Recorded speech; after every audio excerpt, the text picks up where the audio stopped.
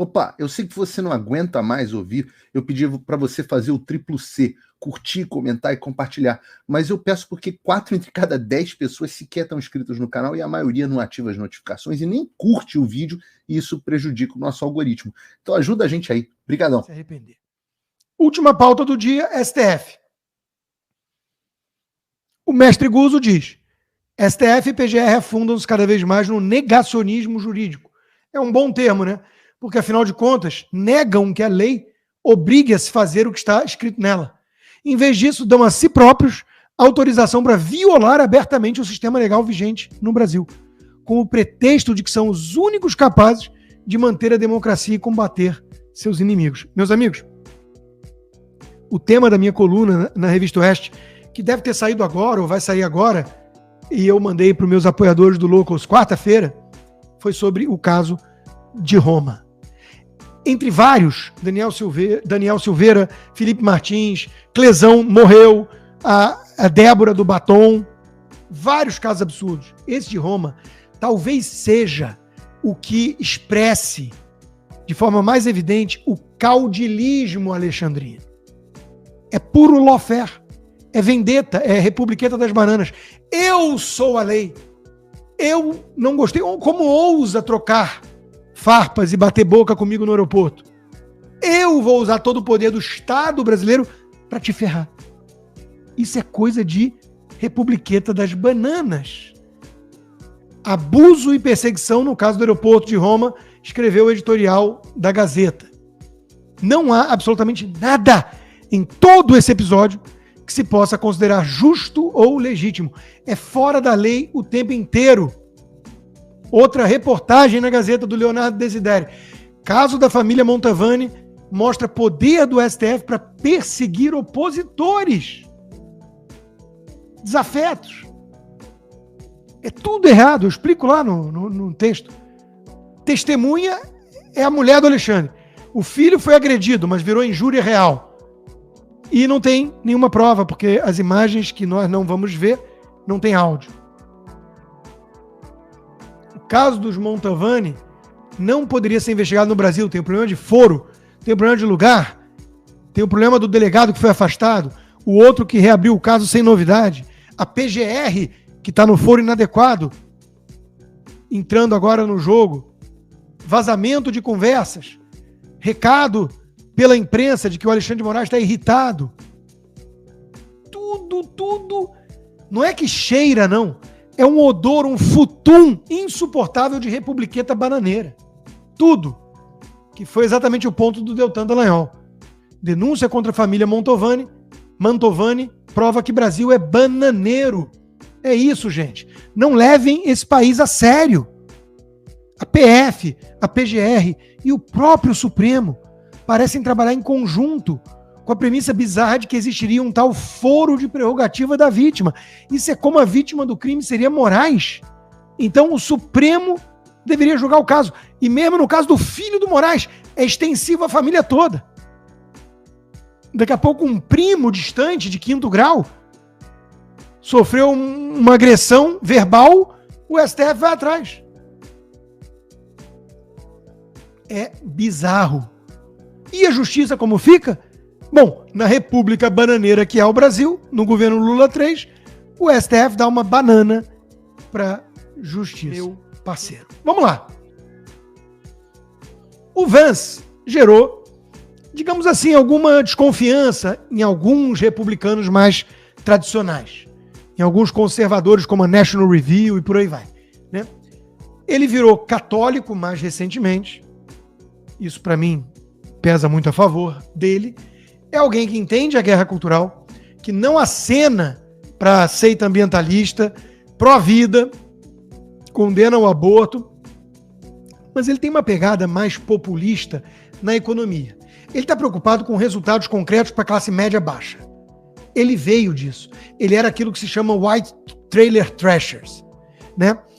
O filme que a Netflix produziu a partir do seu livro, que virou um best-seller, Hillbilly Elegy, né? É um filme muito bonito, muito comovente, eu vi recentemente, e conta isso. Filho de viciado em heroína, num ambiente de muita pobreza, meritocracia, tirou ele e colocou ele no rumo certo. Ele se formou com summa cum laude em Yale Law School, virou senador muito jovem e vai ser o segundo vice-presidente mais jovem da história se for eleita a chapa dele, com Trump. Então, meu amigo, não é para qualquer um. É um cara inteligentíssimo. Vai ser um massacre o debate dele com a Kamala Harris. Mas gera alguma desconfiança, por quê? Porque ele se mostrou um pouco vira-casaca em algumas coisas. Eu não vejo necessariamente isso como um grave defeito. O David Sachs, que tem apoiado bastante o Trump, escreveu aqui: quando as torres gêmeas caíram, ele foi lá e se alistou imediatamente nos Marine Corps. E foi lutar. Foi servir como jornalista de guerra e ajudar lá contra os inimigos. Depois, ele começou a acreditar que todas as guerras que os Estados Unidos lutavam eram, às vezes, equivocadas, algumas delas. Não tinha sentido. Então, ele passou a se tornar um crítico, por exemplo, da postura do governo Biden em relação ao Zelensky na Ucrânia. Mas ele é muito a favor de Israel. Então, ele está fazendo escolhas seletivas com o que ele acha que faz sentido. Você pode até falar, eu acho que ele está errado em relação à Ucrânia. Tudo bem, é um bom debate, mas não torna ele um vira-casaca falso, oco. Ah, ele já xingou o Trump. Em 2016, vários conservadores olharam para o Trump com muita desconfiança. O Ben Shapiro é um deles. Aliás, o Ben Shapiro mostra como que houve uma radicalização do Partido Democrata, inclusive da base mainstream, da Nancy Pelosi, Joe Biden e companhia, Jack Schumer, que tiveram que acender velas demais para militância lunática mais jovem. Então, o Ben Shapiro era never Trumper em 2016 e votou nulo. Em 2020, ele votou no Trump. Hoje, ele financia a campanha do Trump. O Elon Musk é um ótimo exemplo. O Elon Musk é um ótimo exemplo disso. Era um libertário mais aliado aos democratas do que aos republicanos. Ele fala, eu estou no mesmo lugar há 20 anos. Os democratas foram lá para a extrema esquerda. Eu agora estou financiando com 45 milhões de dólares por mês, né, a campanha do Trump. E mais do que o dinheiro, o que ele empresta de credibilidade, atraindo outros doadores, bilionários, elite e a plataforma X, que você bota hoje hashtag MAGA, ele já bota automaticamente o Trump e a Estátua da Liberdade. A campanha de Biden planeja rotular o companheiro de chapa de Trump como um extremista. O Biden falou um clone do Trump. Bom sinal. Se eles não estão gostando, é sinal que é bom. Em termos de voto, eu escrevi também uma análise sobre essa escolha do vice.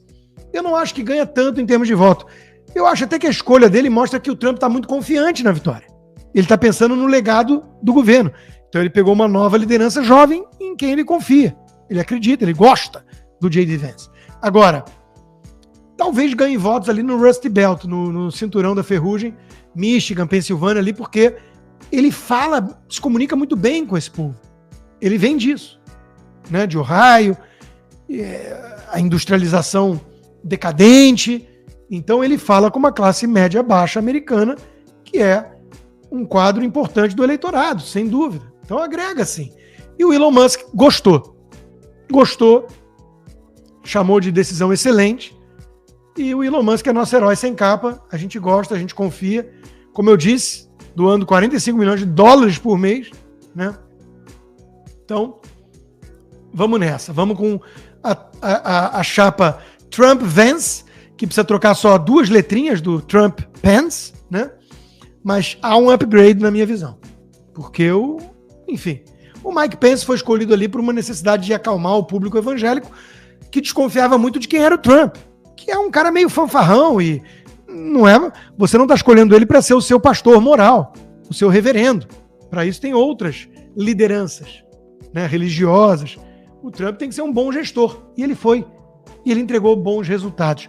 Ele entregou resultados tão bons que no fundo, eu acho que o Biden ainda vai votar nele. E eu não estou de sacanagem. Olha o Biden aqui num ato falho, quase falando Make America Great Again. So tonight, I'm asking every American to recommit to make America, think about it. Eu adoro o think about it. Think about it quando ele se enrolou todo. Né? Então, veja, é que ele se enrolou todo, tá todo estrupiado. Vá lá, inscreva-se, se possível, torne-se um apoiador. É baratinho, gente. No meu caso, se você fizer um pacote anual, dá um lanche de McDonald's por mês. $6 por mês e você viabiliza o meu trabalho. Então peço que se torne um apoiador do Loucos. Inscreva-se, a inscrição é gratuita. Já são 36 mil membros e agora com o aplicativo em português. Façam o tal do triplo C. Curta, comenta, porque a integração do chat ajuda muito, e compartilhe. Você pode fazer essas 3 coisas que ajudam o algoritmo a aparecer. Mas eu não estou brincando não, pessoal. Dá uma paradinha agora de 1 segundo e clica no joinha, porque às vezes a pessoa já está acostumada a ouvir isso. Não. É importante que você faça isso, porque se você não fizer, inclusive atrapalha o vídeo. Parece que o vídeo é menos relevante.